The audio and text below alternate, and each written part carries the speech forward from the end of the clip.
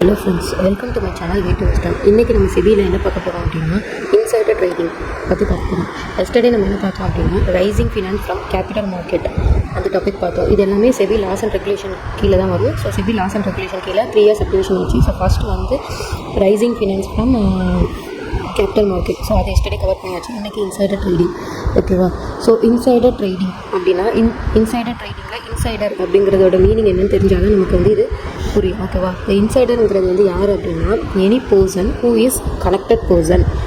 First வந்து யார் அப்படின்னா கனெக்டட் பர்சன், இல்லாட்டி a person who has a position in the unpublished price sensitive information, ஓகேவா? இந்த ரெண்டு பர்சனை தான் இன்சைடர் அப்படின்னு சொல்கிறோம். ஸோ கனெக்டட் பர்சன் அப்படின்னா என்ன அப்படின்னா any person who holds any position R relationship with the company, ஓகேவா? கம்பெனி கூட ஏதாவது ஒரு பொசிஷன் ஹோல்ட் பண்ணியிருந்தாலோ இல்லாட்டி அந்த பர்சனோட ரிலேட்டிவ்ஸ் வந்து அந்த கம்பெனிகிட்ட ஏதாச்சும் பொசிஷன் ஹோல்ட் பண்ணியிருந்தாங்களோ அவங்கள தான் என்ன சொல்லுவோம் அப்படின்னா கனெக்டட் பர்சன் சொல்லுவோம். அந்த பர்சனுக்கு that allows him to access unpublished price sensitive information. அந்த பர்சனுக்கு அன்பப்ளிஷ்டு ப்ரைஸ் சென்சிட்டிவ் இன்ஃபர்மேஷனை ஆக்சஸ் பண்ணுற பவர் இருந்தாலுமே அவங்களும் என்ன சொல்லுவோம் அன்கனெக்டட் பர்சன் அப்படி சொல்லுவோம், ஓகேவா? எப்போ அப்படின்னா during the 6 months prior to the concern act. இந்த ஆக்டுக்கு ப்ரியர் 6 months முன்னாடி, ஓகேவா? இப்போ கனெக்டட் பர்சன்னா யார் அப்படின்னா any person who holds any position. ஒரு பர்சன் அந்த கம்பெனியில் பொசிஷன் ஹோல்ட் பண்ணியிருந்தாலோ இல்லாட்டி அவங்களோட ரிலேட்டிவ்ஸ் வந்து ஏதாவது ஹோல்ட் பண்ணியிருந்தாலோ அதுக்கப்புறம் அண்ட் தென் அவங்களுக்கு ஆக்சஸ் இருந்துச்சு, இந்த யூபிஎஸ்ஐ அன்பப்ளிஷ்டு ப்ரைஸ் சென்சிட்டிவ் இன்ஃபர்மேஷனுக்குள்ளே ஆக்சஸ் இருந்துச்சு அப்படின்னா அவங்க தான் கனெக்டட் பர்சன் சொல்லுவோம். இது வந்து பாயிண்ட் நம்பர் 1. பாயிண்ட் நம்பர் 2 வந்து என்னென்னா in position of unpublished price sensitive informations. யாருக்காவது அந்த கம்பெனியில் உள்ள unpublished price sensitive informations access பண்ணுற பொசிஷன் இருந்துச்சு அப்படின்னா அவங்களும் என்னென்னு சொல்லுவோம் இன்சைடர் அப்படின்னு சொல்லுவோம், ஓகேவா? 2 பாயிண்ட் தான் இன்சைடர்ங்கிறது. இப்போ இந்த யூபிஎஸ்சி அப்படின்னு சொல்லலாம் அன்பப்ளிஷ்டு ப்ரைஸ் சென்சிட்டிவ் இன்ஃபர்மேஷன்ஸ். இந்த அன்பப்ளிஷ்டு ப்ரைஸ் சென்சிட்டிவ் இன்ஃபர்மேஷன்ஸ் அப்படின்னா என்ன அப்படின்னா அந்த இதுலேயும் வந்து மீனிங் இருக்குது. அன்பப்ளிஷ்டு ப்ரைஸ் சென்சிட்டிவ் இன்ஃபர்மேஷன் கம்பெனியில் உள்ள ஷேர் ப்ரைஸ் இருக்குல்ல, ஸோ அதை வந்து பப்ளிஷ் பண்ண மாட்டாங்க. ஸோ பப்ளிஷ் பண்ணால் அவங்களோட ஷேர் ப்ரைஸ் வந்து அஃபெக்ட் ஆகும், ஓகேவா? இதுதான் வந்து அன்பப்ளிஷ்டு ப்ரைஸ் சென்சிட்டிவ் இன்ஃபர்மேஷன்ஸ். அவங்களோட கம்பெனியில் உள்ள ஷேர் ப்ரைஸ் அஃபெக்ட் ஆகிற மாதிரி ரிலேட்டடாக என்னென்ன திங்ஸ்லாம் இருக்கோ அதெல்லாம் வந்து என்ன சொல்லுவாங்கன்னா பப்ளிஷ் பண்ண மாட்டாங்க. பப்ளிஷ் பண்ணால் அவங்களோட ஷேர் ப்ரைஸ் அஃபெக்ட் ஆக மாட்டாங்க. Any information of the company not generally available which happen. Generally அது யாருக்கும் அவைலபிளாக இருக்கக்கூடாது. Generally available is likely to affect the share price. Suppose அது ஜென்ரலி அவைலபிள் டு ஆலாக இருந்துச்சு அப்படின்னா அது அவங்களோட கம்பெனியோட ஷேர் ப்ரைஸ் வந்து அஃபெக்ட் ஆகும், ஓகேவா? ஸோ அதனால் அதை வந்து பொதுவாக யாருக்கும் அவுட் சைடருக்கு வந்து சொல்ல மாட்டாங்க, ஓகேவா? ஸோ கம்பெனியில் உள்ள இன்சைடருக்கு மட்டும்தான் இந்த அன்பப்ளிஷ்ட் ப்ரைஸ் சென்சிட்டிவ் இன்ஃபர்மேஷன்ஸ் வந்து தெரிகிறதுக்கான வாய்ப்பு இருக்குது, ஓகேவா? ஸோ யூபிஎஸ்சியில் என்னெல்லாம் கவர் ஆகும் அப்படின்னா ஃபினான்ஷியல் ரிசல்ட்ஸ், கம்பெனியோட ஃபினான்ஷியல் ரிசல்ட்ஸு, அப்புறம் டிவிடெண்ட் எவ்வளோ ஹோல்ட் பண்ணுறாங்க, இல்லாட்டி கம்பெனியில் வந்து அவங்களோட கேபிட்டல் ஸ்ட்ரக்சர்ஸ் எதுவும் சேஞ்ச் பண்ணுறாங்க அப்படின்னா இந்த கம்பெனியில் உள்ள மேனேஜ்மெண்ட் சேஞ்ச் ஆகுது, ஏன்னா அந்த கம்பெனி மற்ற கம்பெனியோட மர்ஜ் ஆகுது இல்லாட்டி ஸ்ப்ளிட் அப் ஆகுது, இந்த மாதிரிலாம் இருக்கிறது தான் அன்பப்ளிஷ்டு ப்ரைஸ் சென்சிட்டிவ் இன்ஃபர்மேஷன்ஸ், ஓகேவா? ஸோ இப்போ இன்சைடர் ட்ரேடிங்னா என்னென்னு புரிஞ்சுட்டு இன்சைடர் ட்ரேடிங்கில் இன்சைடருங்கிறது வந்து யார் அப்படின்ட்டு புரியுது. ஸோ 2 பாயிண்ட்டு, ஒன்று கனெக்டட் பர்சன் இல்லாட்டி யாருக்கு அந்த அன்பப்ளிஷ்டு ப்ரைஸ் சென்சிட்டிவ் இன்ஃபர்மேஷனில் ஆக்சஸ் பண்ணுற பொசிஷன் இருக்குது அப்படின்ட்டு பார்க்குறோம். அப்படின்ட்டு உள்ளவங்க தான் யார் அப்படின்னா இன்சைடர். ஸோ கனெக்டட் பர்சன்னா அந்த கம்பெனியில் பொசிஷன் இருக்கணும், இல்லாட்டி அவங்களோட ரிலேட்டிவ்ஸ்க்கு அந்த கம்பெனியில் பொசிஷன் இருந்துச்சு அப்படின்னா பொசிஷன் இருந்து அவங்களுக்கு யூபிஎஸ்ஐ ஆக்சஸ் பண்ணுற பவர் இருந்துச்சுன்னா அவங்க கனெக்டட் பர்சன். ரெண்டாவது நார்மலாக எந்த பர்சனுக்குனாலும் ஆக்சஸ் பண்ணுற பொசிஷன் இருந்துச்சு பப்ளிஷ் ப்ரைஸ் இன்ஃபர்மேஷன் இருந்துச்சு அப்படின்னா அவங்களும் என்ன யார் அப்படின்னா இன்சைடர். ஸோ யூபிஎஸ்சினா என்ன, அதில் என்ன கவர் ஆகுன்ட்டு பார்த்தோம். ரெண்டாவது டீம்டு கனெக்டட் பர்சன், ஓகேவா?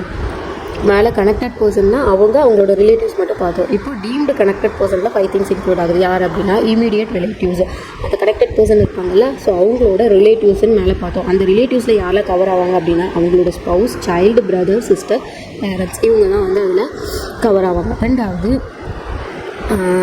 அந்த கம்பெனியோட ஹோல்டிங் சப்சிடரி அசோசியேட் கம்பெனி இருக்குல்ல, so holding subsidiary associate of the company, ஓகேவா? அந்த கம்பெனியும் என்ன சொல்லுவாங்க டீம்டு கனெக்டட் பர்சன் சொல்லுவாங்க. அடுத்தது இன்டர்மீடியேட் எம்ப்ளாயீஸ் டைரக்டர், கம்பெனியில் உள்ள இன்டர்மீடியரிஸ் இருப்பாங்கல்ல, ஒரு கம்பெனிக்குள்ள கம்பெனி இன்டர்மீடியட்ஸ் இல்லாட்டி இந்த ஸ்டாக் ப்ரோக்கர்ஸு அப்படிலாம் சொல்லுவாங்க. ஸோ அவங்க இன்டர்மீடியரிஸ். அப்புறம் கம்பெனியில் உள்ள எம்ப்ளாயீஸு டைரக்டர்ஸ், ஓகேவா? இவங்களும் என்ன சொல்லுவோம் அப்படின்னா டீம்டு கனெக்டட் பர்சன். பிகாஸ் கம்பெனிலே உள்ள எம்ப்ளாயிஸ்க்கு கம்பெனியோட ஃபினான்ஷியல் ஸ்டேட்டஸ் எல்லாம் தெரியறதுக்கான வாய்ப்பு இருக்குது. ஸோ அவங்களுக்கும் அந்த ஃபினான்ஷியல் ஸ்டேட்டஸ் தெரிஞ்சு அவங்க ட்ரேடில் இன்வெஸ்ட் பண்ணாங்க அப்படின்னா ஸோ அவங்களும் யாராக கன்சிடர் பண்ணுவாங்கன்னா டீம்டு கனெக்டட் பர்சன் சொல்லுவாங்க. ஓகேவா. அடுத்தது officials of stock exchange, clearance house, அதுக்கப்புறம் பேங்கர் ஆஃப் இஷ்யூ. இவங்களும் என்னென்னா டீம்டு கனெக்டட் பர்சன் தான். அடுத்தது இந்த கம்பெனி இன்னொரு கம்பெனியில் இன்வெஸ்ட் பண்ணியிருப்பாங்கல்ல, ஸோ அந்த இன்வெஸ்ட்மெண்ட் பண்ண கம்பெனியில் உள்ள டைரக்டர்ஸ், எம்ப்ளாயீஸ். மேலே வந்து என்ன பார்த்தோம், அந்த கம்பெனிஸில் உள்ள இன்டர்மீடியட்ஸ், எம்ப்ளாயீஸ், டைரக்டர்ஸ் பார்த்தோம். இப்போது அந்த கம்பெனி இன்னொரு கம்பெனியில் வந்து இன்வெஸ்ட் பண்ணியிருந்தாலோ, ட்ரஸ்டியாக இருந்தாலோ, இல்லாட்டி அசட் மேனேஜ்மெண்ட் கம்பெனி இருந்தாலோ, பப்ளிக் ஃபினான்ஷியல் இன்ஸ்டிடியூஷன்ஸாக இருந்தாலோ, அதில் உள்ள டைரக்டர்ஸ், எம்ப்ளாயீஸும் என்னென்னு சொல்லுவாங்க, கனெக்டட் பர்சன் சொல்லுவாங்க. ஓகேவா. அடுத்தது the members are employee of board of trustee of mutual funds. Employees இல்லாட்டி members of the board of trustee of mutual fund. அப்புறம் இந்த members of board of directors of AMC. So இதெல்லாம் தெரிஞ்சு வச்சுக்கிட்டா போதும். ஓகேவா. ஸோ இவங்க எல்லாமே என்னென்னா டீம்டு கனெக்டட் பர்சன் சொல்லுவோம். ஸோ டீம்டு கனெக்டட் பர்சனில் ஃபஸ்ட்டு என்ன சொல்லுவோம், இந்த கம்பெனியில் யார் பொசிஷன் இருக்காங்களோ அவங்களோட பொசிஷன் இருக்கிறவங்க அவங்களோட ரிலேட்டிவ்ஸ். ஸோ அந்த ரிலேட்டிவ்ஸ் யாரெல்லாம் இன்க்ளூட் ஆவாங்க, அவங்களோட spouse, child, brother, sister, parents. ஓகேவா.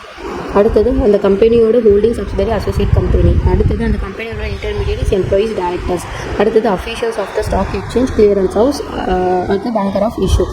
அதுக்கப்புறம் இந்த டைரக்டர் இல்லாட்டி எம்ப்ளாயி ஆஃப் த எந்த கம்பெனி அவங்க இன்வெஸ்ட் பண்ணுறாங்களோ, trustee company, AMC, public financial institutions. So இதெல்லாமே என்னென்னா டீம்டு கனெக்டட் பர்சன்ஸ். ஓகேவா.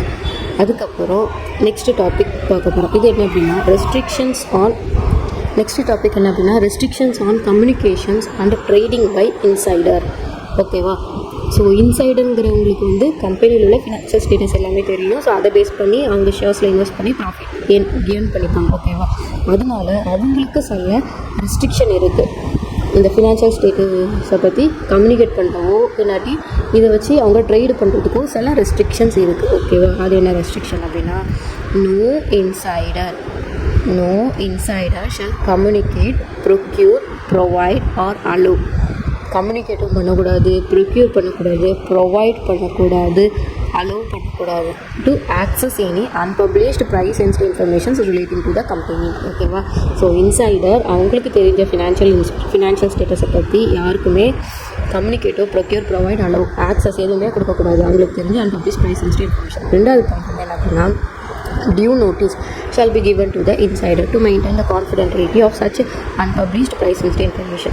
அப்புறம் செபி வந்து என்ன பண்ணுவாங்க அப்படின்னா அந்த இன்சைடருக்கு டியூ நோட்டீஸ் அப்படிங்கிற ஒன்று இஷ்யூ பண்ணி உங்களுக்கு தெரிஞ்ச அன்பப்ளிஷ்டு ப்ரைஸ் சென்சிட்டிவ் இன்ஃபர்மேஷனை கான்ஃபிடென்ஷியலாக நீங்கள் மெயின்டைன் பண்ணணும் அப்படின்ட்டு சொல்லுவாங்க. ஸோ அதான் செகண்ட் பார்ட். அடுத்தது இந்த இன்சைடருக்கு ஒரே ஒரு எக்ஸம்ஷன் இருக்குது. அந்த எக்ஸம்ஷனில் அவங்க அன்பப்ளிஷ்டு ப்ரைஸ் சென்சிட்டிவ் இன்ஃபர்மேஷனை கம்யூனிகேட் பண்ணலாம். எப்போ அப்படின்னா பப்ளிக்கு ஓப்பன் ஆஃபரை மேக் பண்ணும்போது. ஓகேவா. பப்ளிக்கு எப்போ அவங்க வந்து ஓப்பன் ஆஃபர் மேக் பண்ணுறாங்களோ அந்த சமயத்தில் இன்சைடருக்கு கம்யூனிகேட் பண்ணுற அந்த அன்பப்ளிஷ்ட் ப்ரைஸ் சென்சிட்டிவ் இன்ஃபர்மேஷனை கம்யூனிகேட் பண்ணுற பவர் இருக்குது. ஓகேவா. அடுத்தது ஃபோர்த் பாயிண்ட் வந்து என்ன அப்படின்னா the organisation shall ensure that structured digital database. Organisation வந்து ஆர்கனைசேஷன் என்ஷூர் பண்ணிக்கணும். என்ன அப்படின்னா அவங்களோட டேட்டா பேஸ் எல்லாம் வந்து என்னென்னா ஸ்ட்ரக்சராக டிஜிட்டல் டேட்டா பேஸாக வந்து மெயின்டைன் பண்ணுறாங்க அப்படின்ட்டு என்ஷூர் பண்ணிக்கணும். ஓகேவா. ஸோ 4 பாயிண்ட் நம்ம ரெஸ்ட்ரிக்ஷனில் பார்த்தோம். ஸோ இப்போ நம்ம restrictions on communications and trading by இன்சைடரில் 4 பாயிண்ட்ஸ் பார்த்தோம் அப்படின்னா. ஸோ ஃபஸ்ட் பாயிண்ட் வந்து என்ன அப்படின்னா இன்சைடருக்கு வந்து அன்பப்ளிஷ்டு ப்ரைஸ் சென்சிட்டிவ் இன்ஃபர்மேஷன்ஸை கம்யூனிகேட் பண்ணவோ, procure right or allow to access பண்ணுறதுக்கோ ரைட்ஸ் கிடையாது. ரெண்டாவது செபி சைட்லேருந்து ஒரு டியூ நோட்டீஸ் வந்து இன்சைடருக்கு இஷ்யூ பண்ணுவாங்க. எதுக்காண்டி அப்படின்னா maintain confidentiality of such unpublished price sensitive informations. அந்த அன்பப்ளிஷ்டு ப்ரைஸ் சென்சிட்டிவ் இன்ஃபர்மேஷன்ஸை கான்ஃபிடென்ஷியலிட்டியாக மெயின்டைன் பண்ணுறதுக்காண்டி டியூ நோட்டீஸ் வந்து செபி சைட்லேருந்து இஷ்யூ பண்ணுவாங்க. அடுத்தது இந்த அன்பப்ளிஷ்டு ப்ரைஸ் சென்சிட்டிவ் இன்ஃபர்மேஷன்ஸை வந்து இஷ்யூ பண்ணுறதுக்கு ஒரே ஒரு எக்ஸம்ஷன்ஸ் இருக்குது. அதுமாதிரி கம்யூனிகேட் பண்ணுறதுக்கு ஒரு எக்ஸம்ஷன் இருக்குது. எப்போ கம்யூனிகேட் பண்ணுவாங்க அப்படின்னா எப்போ அந்த கம்பெனி ஓப்பன் ஆஃபர் மேக் பண்ணுறாங்களோ அப்போது அதை கம்யூனிகேட் பண்ணிக்கலாம். ஓகேவா. அடுத்தது லாஸ்ட் பாயிண்ட் வந்து என்ன அப்படின்னா கம்பெனியில் உள்ள டேட்டாஸ் எல்லாமே எப்படி மெயின்டைன் பண்ணணும் அப்படின்னா ஸ்ட்ரக்சர் டிஜிட்டல் டேட்டா பேஸில் தான் மெயின்டைன் ஆகுதா அப்படின்ட்டு என்ஷூர் பண்ணியிருக்கணும். ஓகேவா? ஸோ நெக்ஸ்ட்டு வந்து என்ன அப்படின்னா ட்ரேடிங் பிளான்ஸ் பற்றி பார்க்க போகிறோம். ஸோ ட்ரேடிங் பிளான்ஸை யார் வந்து ப்ரிப்பேர் பண்ணுவாங்க அப்படின்னா இன்சைடர். ஓகேவா? அது insider should formulate A trading plan prepare பண்ணி யார்கிட்ட கொடுப்பாங்க? கம்ப்ளைண்ட்ஸ் ஆஃபீஸர்கிட்ட கொடுப்பாங்க. எதுக்கு? To get the approval. After that அது வந்து எங்கே டிஸ்க்ளோஸ் பண்ணுவாங்க அப்படின்னா பப்ளிக்கிட்ட டிஸ்க்ளோஸ் பண்ணுவாங்க. ஓகேவா? ஸோ ட்ரேடிங் பிளான்லாம் என்ன அப்படின்னா எப்படி ட்ரேட் பண்ணணும் அந்த மாதிரி ரிலேட்டிங் டு தட் வந்து ப்ரிப்பேர் பண்ணி அதை கம்ப்ளைண்ட்ஸ் ஆஃபீஸர்கிட்ட கொடுத்து அது அப்ரூவல் வாங்கிட்டு கம்ப்ளைண்ட்ஸ் ஆஃபீஸர் ப்ராப்பராக அதை செக் பண்ணுவாங்க. வெதர் இந்த ட்ரேடிங் பிளானால் பப்ளிக்கு எதுவும் அஃபெக்ட் ஆகுதா, இல்லாட்டி ஏதாவது லாஸ் அண்ட் ரெகுலேஷனுக்கு அகெயின்ஸ்டாக அந்த ட்ரேடிங் பிளான் இருக்கா அப்படின்ட்டு ஃபுல்லாக செக் பண்ணிவிட்டு அப்ரூவல் கொடுப்பாங்க. ஒன்ஸ் அப்ரூவல் ஆகிட்டு அப்படின்னா அதை பப்ளிக்கு டிஸ்க்ளோஸ் பண்ணுவாங்க. ஓகேவா? அதுக்கப்புறம் such trading plan shall not entail commencement of trading on behalf of the insider earlier than 6 months. ஓகேவா? அந்த ட்ரேடிங் பிளானை வந்து கமெண்ட்ஸ் ஆகி இந்த ட்ரேடிங் பர்பஸ்க்காண்டி கமென்ஸ்மெண்ட் ஆகிட்டு ஸ்டார்ட் ஆகிட்டு அப்படின்னா அதை இன்சைடருக்கு பிஹாஃப் ஆஃப் இயர்லியர் தென் 6 மந்த்துக்கு முன்னாடி அதை அவங்க ட்ரேட் பண்ணியிருக்கக்கூடாது அப்படின்ட்டு சொல்லியிருக்காங்க. ஓகேவா? ஸோ ட்ரேடிங் பிளான்ங்கிறது யார் ப்ரிப்பேர் பண்ணுவாங்க? இன்சைடர் ப்ரிப்பேர் பண்ணுவாங்க, கம்பெனிஸ் ஆஃபீஸர்கிட்ட இஷ்யூ பண்ணுவாங்க, அவங்க அக்செப்ட் பண்ணிவிட்டு பப்ளிக்கில் டிஸ்க்ளோஸ் பண்ணுவாங்க. அதுக்கப்புறம் அந்த ட்ரேடிங் பிளானில் இன்சைடர் வந்து இயர்லியர் தென் 6 மந்த்துக்கு முன்னாடி இந்த இன்சைடர் ட்ரேடிங் பிளானை வச்சு அந்த இன்சைடர் வந்து ட்ரேட் பண்ணியிருக்கக்கூடாது அப்படின்ட்டு சொல்லியிருக்காங்க. ஓகேவா? அடுத்தது டிஸ்க்ளோஷர்ஸ் ஆஃப் ட்ரேடிங் பிளான். இந்த ட்ரேடிங் பிளானில் 2 விதமாக டிஸ்க்ளோஸ் பண்ணுவாங்க. ஓகேவா? ஒன்று வந்து ஜென்ரல் டிஸ்க்ளோஷர்ஸ், இன்னொன்று டிஸ்க்ளோஷர்ஸ் இன் சர்டன் கேசஸ். ஓகேவா? ஃபஸ்ட்டு ஜென்ரல் டிஸ்க்ளோஷர்ஸில் என்ன டிஸ்க்ளோஸ் பண்ணுவாங்க அப்படின்னா the disclosures to be made by any insider including those relatives. அந்த டிஸ்க்ளோஷரில் அந்த இன்சைடர் என்னென்னலாம் வந்து ஷேர்ஸ் வந்து ஹோல்ட் பண்ணியிருக்காங்க அப்படின்ட்டு அந்த டிஸ்க்ளோஷர்ஸில் அவங்க வந்து சொல்லியிருக்கணும். அதுக்கப்புறம் அந்த இன்சைடரும் அவங்களோட ரிலேட்டிவ்ஸும் 2 பேருமே டிஸ்க்ளோஸ் பண்ணியிருக்கணும் அவங்க ஏதாச்சும் ஷேர்ஸ் வந்து ஹோல்ட் பண்ணியிருக்காங்க.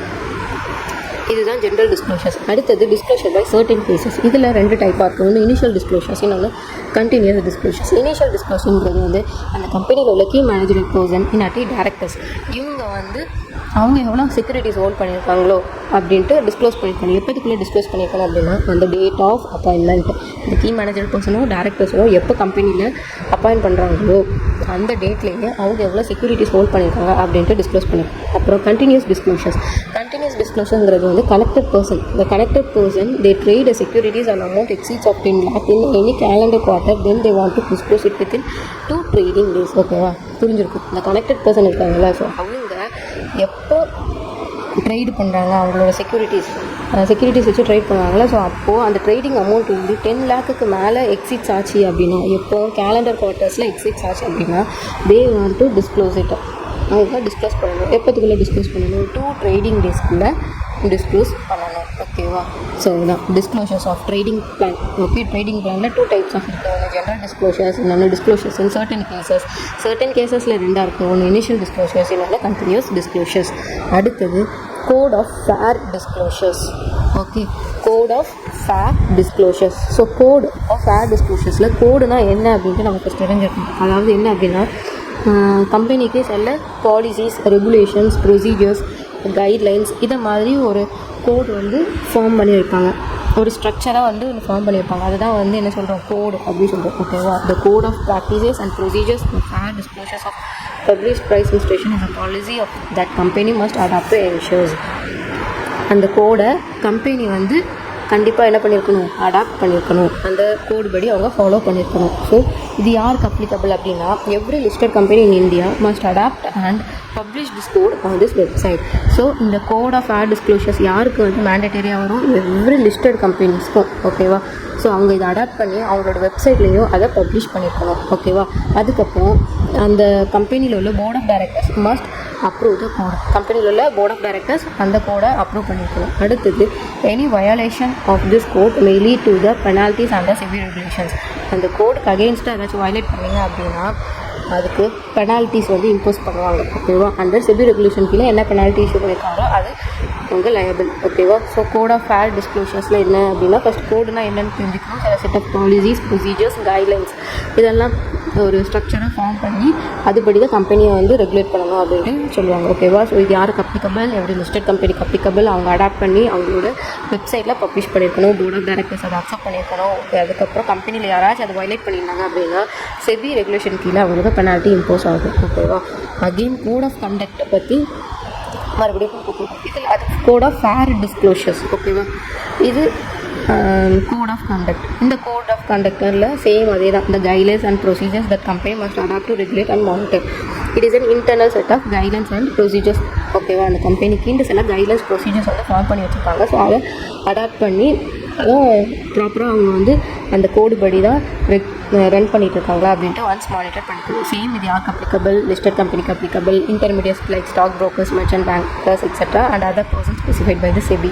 செபி சில பர்சன் ஸ்பெசிஃபை பண்ணியிருந்தாங்கன்னா அவங்களுக்கும் இந்த கோட் ஆஃப் கான்டக்ட் அப்ளிகபிள் ஆகும். அப்புறம் இந்த கோட் ஆஃப் கான்டக்டில் என்னெல்லாம் இன்க்ளூட் ஆகிருக்கும் அப்படின்ட்டு மேலே நம்ம ஜஸ்ட் கோட் ஆஃப் கான்டக்ட்னா அது ஒரு set of policies procedure guidelines அப்படின்ட்டு பார்த்தோம். அதில் என்னென்னலாம் இன்க்ளூட் ஆகிருக்கும் அப்படின்னா ஐடென்டிஃபிகேஷன்ஸ் ஆஃப் டெசிக்னேட்டட் பார்ட்னர்ஸ். கம்பெனியில் உள்ள டெசிக்னேட்டட் பார்ட்னர்ஸ் யார் அப்படின்ட்டு அதில் மென்ஷன் பண்ணியிருக்கோம். So individuals such as directors, key managerial persons, இவங்க தான் வந்து என்ன அப்படின்னா டெசிக்னேட்டட் பர்சன்ஸ். ஓகேவா, அடுத்தது இது first point identification of designated partners. ரெண்டாவது கான்ஃபிடென்ஷியலிட்டி ஆஃப் யூபிஎஸ்சி. அந்த அன்பப்ளிஷ் ப்ரைஸ் இன்ஃபர்மேஷன் கான்ஃபிடென்ஷியலாக இருக்கா அப்படின்ட்டு இதில் இன்க்ளூட் ஆகிருக்கும். ஸோ அதை unpublish price information must be handle on need to know basis only. எப்போ தேவைப்படுதோ அப்போ தான் அதை எடுத்துக்கணும், அந்த பேசிஸில் தான் அது மெயின்டைன் பண்ணணும் அப்படின்னு சொல்லியிருக்காங்க. Pre clearance of traders. designated persons must obtain a pre-clearance for trades above a set threshold limit. Okay, the pre-clearance of trade. designated partner இருக்காங்கல்ல, ஸோ அவங்க வந்து ப்ரீ-கிளியரன்ஸ் ஃபார் ட்ரேடு ஸோ அந்த சர்டன் த்ரெஷ்ஹோல்டுக்கு மேலே இருந்துச்சு அப்படின்னா அவங்க கிளியரன்ஸ் ஆஃப் ட்ரேடு பண்ணுறதுக்கு எந்த அப்ஜெக்ஷன் இல்லை அப்படின்ட்டு ப்ரீ-கிளியரன்ஸ் ட்ரேடு ஒன்று வாங்கி வச்சுருக்கணும். யூஸ்வலாக இது யார் பண்ணுவாங்க அப்படின்னா usually require approve from the complaints officer. யார்கிட்ட அப்ரூவல் வாங்கணும்? கம்ப்ளைண்ட்ஸ் ஆஃபீஸர்கிட்ட அப்ரூவல் வாங்கணும். அடுத்தது maintenance of trading records. Okay, இந்த கோட் ஆஃப் கண்டென்ட்டில் என்ன இருக்கணும்னா அவங்களோட ட்ரேடிங் ரெக்கார்ட்ஸ் எல்லாமே மெயின்டைன் பண்ணணும். The designated person must declare their holdings and trades periodically. Okay, designated பர்சனோட ஹோல்டிங் எவ்வளோ இருக்குது, அவங்க எவ்வளோ ட்ரேட் பண்ணியிருக்காங்க அப்படின்ட்டு பீரியாடிக்கலி எவ்வளோ ட்ரேட் பண்ணியிருக்காங்க அப்படின்ட்டு மெயின்டைன் பண்ணிட்டு வரணும். அடுத்தது reporting and monitoring. The trades are monitored and any violation is reported to SEBI. Trades எல்லாமே மானிட்டர் பண்ணிகிட்டே வருவாங்க. ஏதாச்சும் வயலேஷன் இருந்துச்சு அப்படின்னா செபிக்கு வந்து ரிப்போர்ட் பண்ணியிருக்கணும். ஓகேவா, ஸோ இப்போ கோட் ஆஃப் கண்டக்டால் 5 இது பார்த்தோம். ஒன்று டெசிக்னேட்டட் பர்சன் யார் அப்படின்ட்டு ஐடென்டிஃபை பண்ணுறது, யார் director, key manager person, designated person. அடுத்தது கான்ஃபிடென்ஷியலிட்டி ஆஃப் யூபிஎஸ்சி கான்ஃபிடென்ஷியலாக இருக்கா அப்படின்ட்டு பார்த்துக்கணும். நீட் டு நோ பேசிஸ், எப்போ தேவைப்படுதோ அப்போ தான் அது தெரிஞ்சுக்கணும். NEET to know basis. அப்போ ப்ரீ-கிளியரன்ஸ் ஆஃப் ட்ரேட்ஸ். ஸோ என்ன அப்படின்னா அந்த டெசிக்னேட்டட் பர்சன் வந்து சர்டன் த்ரெஷ்ஹோல்டுக்கு மேலே போச்சு அப்படின்னா ப்ரீ-கிளியரன்ஸ் வந்து வாங்கி வச்சுக்கணும். அது யார் வந்து அப்ரூவ் பண்ணுவாங்க அப்படின்னா கம்ப்ளைண்ட்ஸ் ஆஃபீஸர் பண்ணுவாங்க. அப்புறம் மெயின்டெனன்ஸ் ஆஃப் ட்ரேடிங் ரெக்கார்ட்ஸ். அந்த டெசிக்னேட்டட் பர்சன் எவ்வளோ செக்யூரிட்டிஸ் ஹோல்ட் பண்ணியிருக்காங்க, எவ்வளோ ட்ரேட் பண்ணியிருக்காங்க அப்படின்ட்டு மெயின்டைன் பண்ணிட்டு வரணும். அப்புறம் ரிப்போர்ட்டிங் அண்ட் மானிட்டரிங். ட்ரேட்ஸ் எல்லாம் வந்து மானிட்டர் பண்ணிகிட்டே வரணும். ஏதாவது வயலேஷன் இருந்துச்சு அப்படின்னா செபிக்கு ரிப்போர்ட் பண்ணணும். ஓகேவா, ஸோ இப்போ நம்ம இன்சைடர் ட்ரேடிங் மாடியூல் 4ல் செபி லாஸ் அண்ட் ரெகுலேஷனில் இன்சைடர் ட்ரேடிங் பற்றி கம்ப்ளீட் பண்ணிட்டோம். ஓகேவா, ஸோ ஃபஸ்ட் என்ன பார்த்தோம்? இன்சைடர்னால் யார் அப்படின்னா கனெக்டட் பர்சன் என்னட்டு a person who has possession in unpublished price sensitive information பார்த்தோம். அடுத்தது டீம்டு கனெக்டட் பர்சன் பார்த்தோம். அடுத்தது ரெஸ்ட்ரிக்ஷன்ஸ், அந்த இன்சைடருக்கு என்ன restrictions and communications and trading by insider, அதில் ஒரு 4 பாயிண்ட் பார்த்தோம். அப்புறம் ட்ரேடிங் பிளான்ஸ் யார் ப்ரிப்பேர் பண்ணி யார்கிட்ட அப்ரூவல் வாங்குவாங்க அப்படின்னு பார்த்தோம். அப்புறம் டிஸ்க்ளோஷர்ஸ் ஆஃப் ட்ரேடிங் பிளான், இந்த ட்ரேடிங் பிளானில் என்ன டிஸ்க்ளோஸ் பண்ணியிருக்கணும் அப்படின்ட்டு பார்த்தோம். அப்புறம் கோட் ஆஃப் ஃபேர் டிஸ்க்ளோஷர் பார்த்தோம். அடுத்தது கோட் ஆஃப் கண்டக்ட்னா என்ன அப்படின்ட்டு பார்த்தோம். ஸோ ஓகேவா, ஸோ இதோட இன்சைடர் ட்ரேடிங் ஓவர். நெக்ஸ்ட் வீடியோவில் நம்ம டேக் ஓவர் கோட் பற்றி பார்ப்போம். ஓகேவா, தேங்க்யூ.